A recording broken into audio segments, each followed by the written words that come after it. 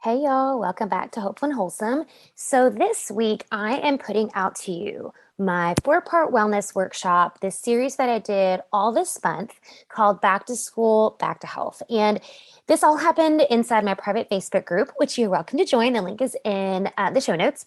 But we used this month as kind of a reset. So I feel like September is like this transition month, right? So we're done with summer and we're not quite to like the holiday fall season, but we're in this like period of transition, right? We're getting back to, I use air quotes here, normal schedule. The kids are coming back to school. We're getting back into work routines. And so it's kind of this transition period where I feel like it's the best time to start a reset, right? Just to kind of reset everything, recalibrate. And that's what I wanted to use this month for. And so in this 4-part wellness series, we talked all about doing just that. And I gave all of the tools to reclaim your health, your energy, your vitality. And we used the month to dive into 4 aspects of your health and wellness so that you can know your body, repair your body, nourish your body, and nurture the body. And we used each week to focus on each one of those. And throughout this series, I talked about so many things about your health. So, in week 1, we put a focus on the 5 facets of wellness and how to set the foundation of a healthy body and a healthy life. In week 2, I talked about repairing your body. We talked all about digestion and energy and cravings and how to eat for all of those things. A ton of tangible tips for you. And that week, and week 3, we talked about nourishing your body, what it means to nourish the body, not only the body, but nourishing the mind, and kind of putting the whole holistic wellness equation together. And then week 4 was all about nurturing the body. And this is kind of this continuous path in your wellness journey, what that looks like and what it means. And in week 4, I have this huge, exciting announcement I can't wait to share with you. So I'm going to post all of these this week. You're going to get week 1 through 4 with my extra special announcement coming on week 4 that you'll definitely want to take advantage of. So enjoy this 4-week series. I did this all via Facebook. So you'll hear me kind of conversing with the people that showed up live and answering any questions that they had. So y'all enjoy and just take this time to get back to health. Let's jump in. Do you want to wake up feeling like you're stepping into who you're meant to be, into the best possible version of you? What if I told you that the key to your best life, health, and happiness are all around you? You just have to find what works for you. I'm Hopeful Java, and I believe that there isn't just one way to live a healthy and meaningful life, and that all you need is a little inspiration to make changes that last from the inside out. Each week, I'll be sharing tangible tips and inspirational interviews to help you on your journey. These are the steps to take to improve your life and live with purpose. This is Hopeful and Wholesome. Especially in our 4-week series, Back to School, Back to Health. And in this 4-week series, which is happening all month long in September, I'm going to be helping you revitalize your health, find your best health, energy, vitality, all of those things, covering 4 different aspects of your health and your wellness, and learning about those each week. So this week in week 1, we're talking about knowing your body. And we are looking at basically starting with the basics, because it doesn't matter what methodology or fad or whatever that you try, it's not going to work if you haven't tackled the basics, right? So I'm going to pull my notes up here so that I make sure I don't leave anything out. But I want to cover a few things here. And then for all of you who are signed up, you're going to get a replay for those of y'all who can't watch it live. And then you're going to get a PDF with all of this that I'm talking about here, so you can see it for yourself and kind of get started with everything. So starting with the basics here, I'm talking about what I call the 5 facets of wellness. And these are the areas that are the foundation of optimal health. So you have to address these before addressing anything else, because if these are out of whack, nothing else that you do is really going to matter. And these are like the basics, right? This isn't rocket science. This isn't anything that you don't already know, but intentionally approaching these aspects really is what we're talking about. So I'll list them off here. And then in the PDF, I've got lots of tips, some links to different things, and ways to kind of tackle these a little easier. So the first facet is water. And easy, right? Everybody knows you should drink water. But honestly, I cannot tell you how many clients that I've had that, I ask them about their water intake and they tell me something like just horrendously low. And all I do is tell them to start drinking more water. And it's like real changes. It's crazy. I'm talking digestion and skin and sleep and all of these things that you don't think about has to do with water, and it totally does.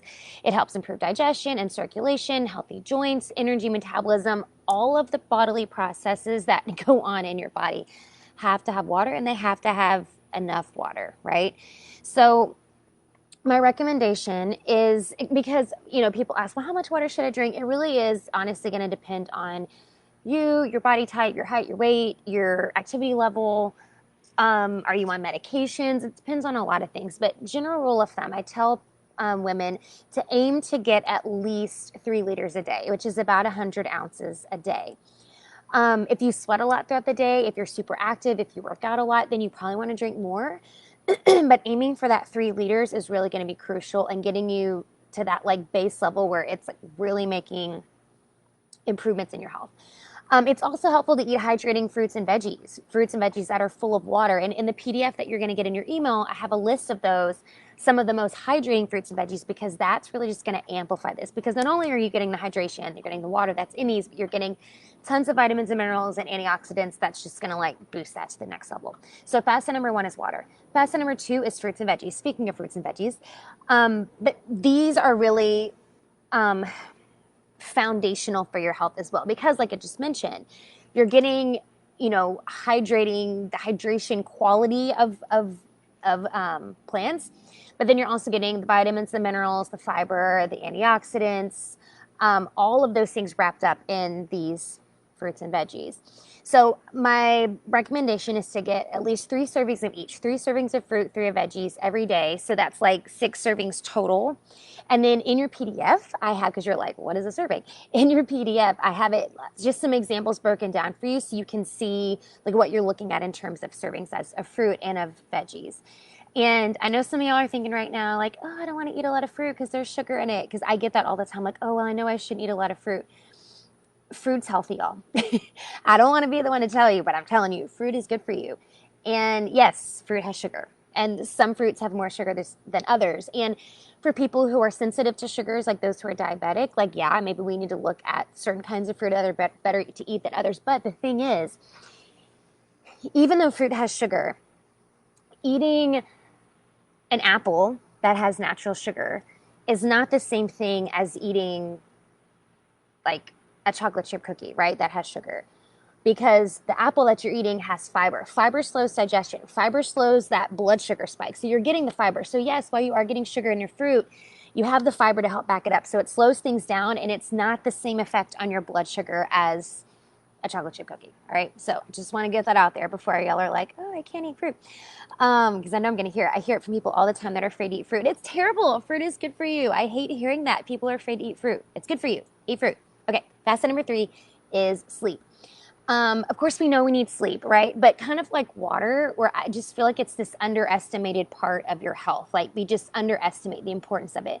And I know you feel it when you don't get enough sleep. You feel it, but it's those unseen things that really affect your health, the unseen effects, right? Sleep is when your body repairs and recovers. And study after study shows that getting less than 7 hours of sleep on average per night increases so many things. Your risk of high blood pressure and heart attacks and strokes and obesity and depression and anxiety and decreased brain function, alerts, increased memory loss, weakened immune system, low fertility rates, mental and psychiatric disorders. There's so many increased risks from not getting enough sleep because your body's not getting that time that it needs to repair. Your brain and your muscles, your body need that time to repair. And your body needs that time to like shift out of the brain waves that you're in during the day to allow everything to just reset. So needless to say, your body needs sleep. So that's facet number 3 because it's so important for your health. And honestly, that's something else too that people, I've had a couple clients that have come to me because they're like, I really can't sleep. Like, I just can't. And, with some changes in their diet and the right supplements, we get them where they need to be. And it's like, it's incredible changes that they feel to their body for me to say, and not just like, oh, I don't feel tired anymore, but just incredible changes to their health, and their well-being just from getting adequate sleep. So, In the PDF that I have that you're getting, I have kind of some things to look at when you're tracking your sleep. And this can be something you just do like in your head, or you can write it down in a journal if you really want to track your sleep and kind of see where you are in terms of ideal sleep and things that you want to look at to make sure that you're getting the sleep your body needs. All right. So that's facet number 3. Facet number 4 is exercise, which of course we know exercise is important. Exercise is what builds healthy and strong bones and muscles. It builds healthy blood and oxygen. It clears your lymphatic system. It helps detox the body. It boosts your immune system, improves your mental health. There's so many benefits to exercise.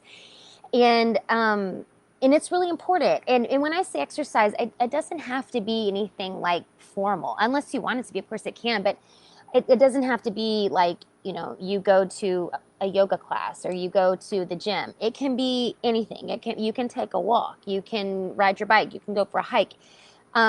Anything that requires you to move physically is exercise. So my recommendation is to get at least 45 minutes of exercise 4 times a week, with at least one of those being high intensity. And this is like a conversation for a whole other day, but I really do think that your body needs at least one high intensity session a week. And this is all like relative, right? Like your high intensity session may not be the same as mine or the same as, your partner's or whatever. So high intensity just means something that's like getting you out of breath and giving you a really good sweat for most of the workout, right? So that's something that's really going to help build a strong and healthy heart, really helps with circulation. It helps with healthy, strong muscles and bones. So I do like to have at least one of those be a high intensity session. So that's facet number 4, which is exercise. Facet number 5 is mindfulness. And we're going to get deeper into this in week 3. But for today, or for this week, just kind of the basics of mindfulness. And now, because you can't talk about a healthy body and total well-being without talking about the mind. It's all one and the same. Your body and your mind are the same. And you can't have one without the other. And that's the piece that we forget a lot of times. And I do think that more and more we're seeing that with mental health being something we talk about more, and it's not as like taboo as it once was to talk about. And people are more open talking about mental health. And incorporating that mindfulness piece and the importance of it to mental health and to physical health.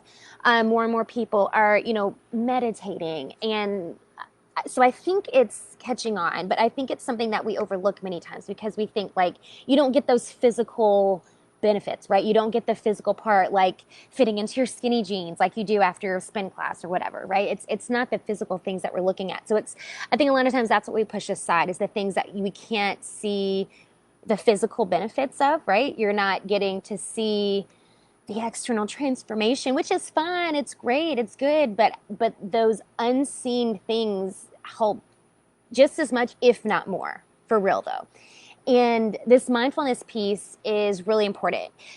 So when I talk about mindfulness, this isn't anything like I'm not talking any woo-woo stuff here. And it can totally be woo-woo because I'm all about the woo-woo, but it doesn't have to be. So mindfulness, and I'll give you some examples. And again, in week 3, we're really going to dive deeper into this, but I'm talking about things. Well, first, let me back up. So mindfulness, the reason it's important, it helps relieve stress. It can treat heart disease. It can lower your blood pressure, reduce chronic pain, improve sleep, alleviate digestive issues.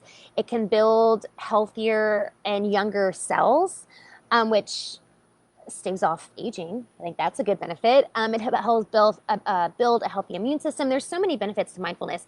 And it really can be anything that gets you out of your head and into your body, right? Anything. Quieting the mind, focusing inward, whatever that means for you.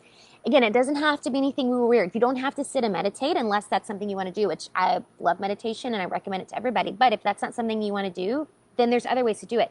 This could be as simple as sitting and deep breathing. This could be sitting outside on your patio and just being out in the outdoors. It can be taking a walk around the block. It can be sitting in silence or making a gratitude list or journaling or prayer, whatever that means to you, of getting out of your head, silencing the thoughts in your head and focusing inward. That's what mindfulness is. And that's where you get the benefits. So it's taking time to be intentional about mindfulness so that it's an intentionality, right? It's, anybody can just sit and be quiet, right? But it's being intentional about it and taking intentional time to do that. And if you're not used to doing it, it can be weird, right? Because you're like, I don't know what to do. So the things that I listed in your PDF, I have a list of those. Just start small and do whatever feels like most normal. I'm all about you getting out of your comfort zone, but if getting out of your comfort zone is going to prevent you from practicing mindfulness, then just do something that feels good and feels comfortable and feels not weird, whatever that means for you. And then you can just kind of grow from there, right? The more you get into it, and I can like guarantee this, like for sure, like 100% positivity, that once you start and you really get into like a routine and your body and your mind are used to it, you are going to crave it. It's going to be like, oh my gosh, if I could just sit and be quiet and be still for like 5 minutes, like your body's going to crave it. So, that's my spiel on mindfulness, but that's facet number 5. And we are going to go deeper into week 3. So I don't want to get too much into it and go down the rabbit hole because I could talk about it forever. But get started with something small this week. So in your PDF, take a look at the examples that I have. Pick one that feels good for you. Pick one that feels normal. I don't like to use that word, but I know if I talk to, especially people who are like super high energy and they're not used to sitting still, it's like torture, right? Just asking them to sit still. So, which is why I say, if there's one that works better for you, read the examples in the PDF and find one that works for you. So yeah, that's the 5 facets of wellness. Everybody who's hopping on, hello. That's the 5 facets of wellness, and that's what we're focusing on this week. It's literally, you are starting with the basics, and that's what you're doing this week. I want you to hone in on these 5 that I have here. I'm going to send out an email right after this with the replay and with the PDF with all the things listed out and how you can get started like now, honing in on these. Because again, if you're not starting with the basics, if you're not starting with this foundation, anything else that you do, it's just not even going to be worth it, right? You have to start with basics. So let me know if you have any questions in the comments, and let me know if any of these resonate with you. If any of this is like, yeah, I need to do that for sure. I haven't been doing that. I haven't been focusing on that. Let me know. And I'll send you all the goodies in your email here shortly in your inbox. And I'll send a couple other emails this week to kind of keep you motivated as you move on to this wellness series. And then I'll see y'all back here in the group for week 2 next week. All right, see y'all later. Thanks for listening to Hopeful and Wholesome, y'all. If you found value in this week's episode, please subscribe on iTunes or wherever you listen to your podcast and leave a review to let me know what you thought. I'd love to know what you find useful in these episodes so I can know how to provide the most value I can to my listeners. And if you have topics you'd like to know more about, I'd love to hear those as well. So shoot me a message on Instagram, Facebook, or LinkedIn. It's @TheHopePedraza, or you can visit my website, hopefulandwholesome.com. Thanks, y'all.